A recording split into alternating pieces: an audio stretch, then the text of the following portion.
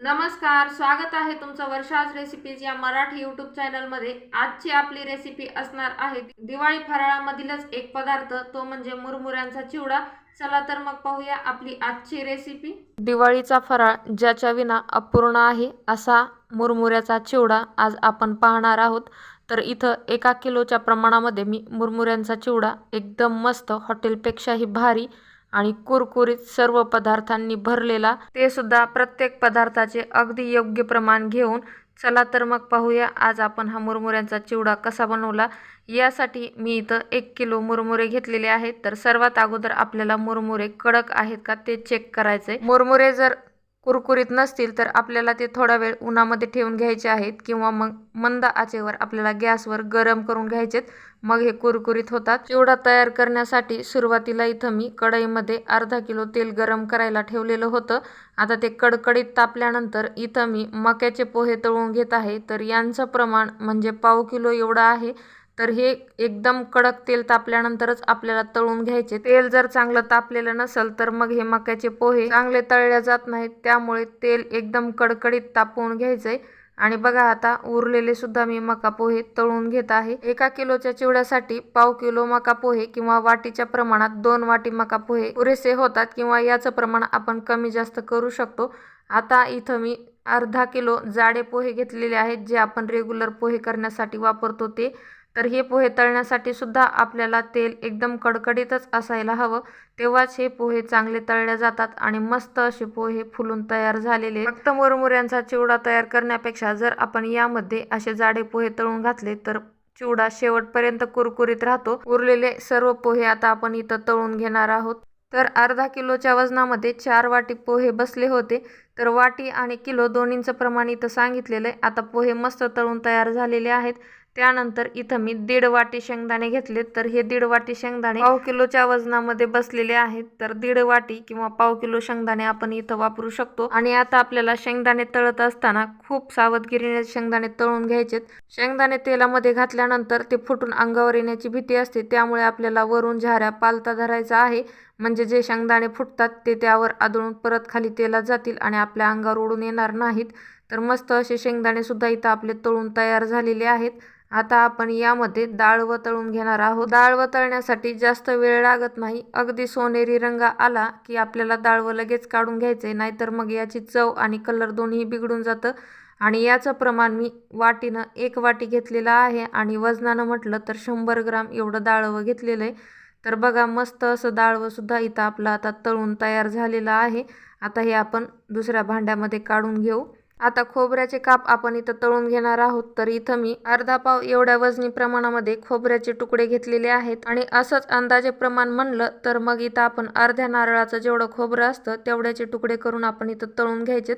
तर खोबरं तळत असताना जास्त आपल्याला हे करपू द्यायचं नाही। थोडासा ब्राऊन कलर या खोबऱ्याला आला की आपण हे लगेच काढून घेणार आहोत। आणि मस्त असं खरपूस इथं खोबरं तळून तयार झालेलं आहे। त्यानंतर आता इथं 1 वाटी कढीपत्त्याचे पानं मी तेलामध्ये घालून तळून घेतलेले आहेत।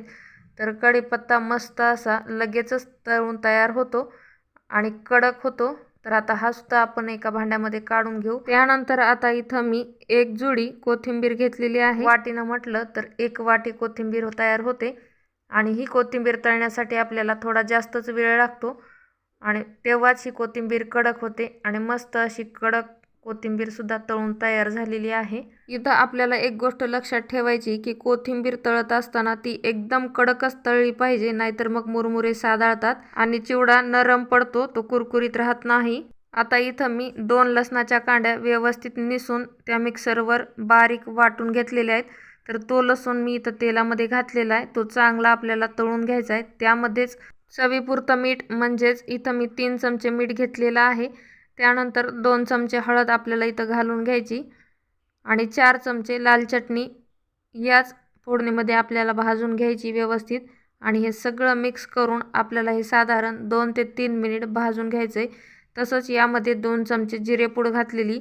तर लसण आणि जिरे जर आपण वाटून घातले तर जिरे व्यवस्थित बारीक होत नाहीत, त्यामुळे मी इथं जिऱ्यांची वेगळीच पूड तयार केलेली होती आणि ती यामध्ये घातलेली।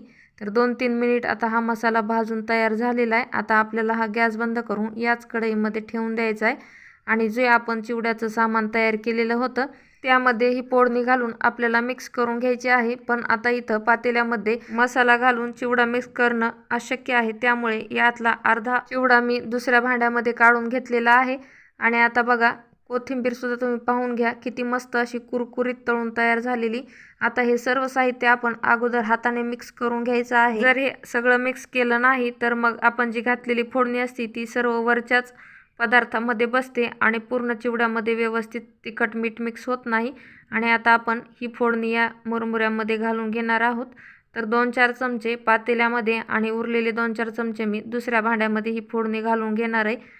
आणि सुरुवातीला आपल्याला यामध्ये डायरेक्ट हात घालायचा नाही, कारण फोडणी गरम असते आणि भाजण्याची शक्यता असते, म्हणून मग सुरुवातीला आपल्याला हे चमच्याने मिक्स करून घ्यायचं आहे। आणि बघा, मस्त असा कलर आपल्या मुरमुऱ्यांना आलेला आहे। आता आपण हे हाताने मिक्स करून घेऊया।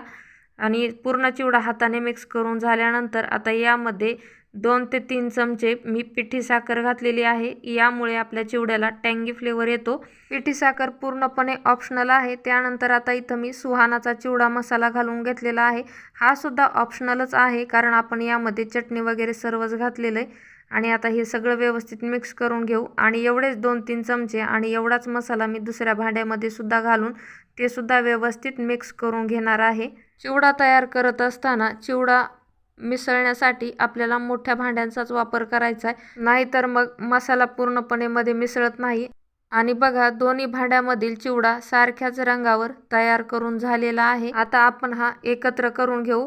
आणि अशा पद्धतीने जर आपण चिवडा तयार केला आणि तो हवाबंद डब्यामध्ये ठेवला तर साधारण 15 दिवसापेक्षा जास्त, म्हणजे जवळजवळ 1 महिनाभर हा चिवडा नरम पडत नाही आणि एकदम मस्त कुरकुरीत जसा केला तसाच राहतो। तर एकदम छान असा चिवडा इथं तयार झालेला आहे।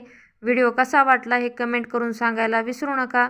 चॅनलला सबस्क्राईब केलं नसेल तर सबस्क्राईब करून समोरच दिलेले बेल आयकॉन प्रेस करून घ्या। व्हिडिओ आवडला तर लाईक आणि शेअर करा। आणि मस्त असा कुरकुरीत चिवडा तुम्ही सुद्धा तयार करून खा।